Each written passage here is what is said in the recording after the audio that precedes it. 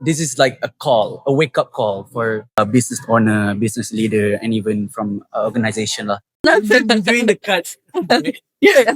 Thank you so much. Thank you. The main point here untuk kurangkan kereta lah dalam ni lah kan. To reduce the petrol expenses and all. Yeah. And also the traffic. Lagi krisis minyak. Actually, I discussed this with my friend yesterday. Like, I think the delivery of the initiative is a bit off. I think the benefit of having like the coffees and all is good. Yang ni macam surrounding akak dengan government punya customer. So kita dapat tahu lah diorang macam stress dengan sistem semua kan. So diorang macam prefer untuk keluar, pergi office. But having everyone to wake up earlier at the same time is just basically moving the traffic jam earlier. Dekat rumah tu diorang macam stress dengan sistem akak tengok. First of all is to maybe introduce more work from home culture if possible, and Depends pada sektor-sektor yang terpilih saja. Sebabnya not all sectors like can be work productive during work from home, right? Sekarang kan dia dah subsidi petrol semua kan untuk rakyat kita. if it's applicable, then maybe the company can try to this hybrid, and not those hybrids where it's like 4 days work from office, 1 day work from home. Then that's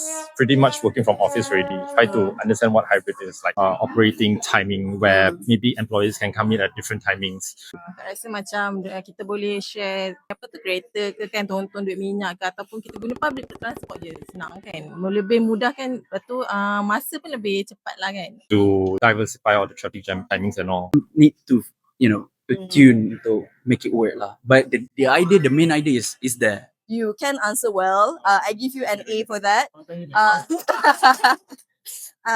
Just a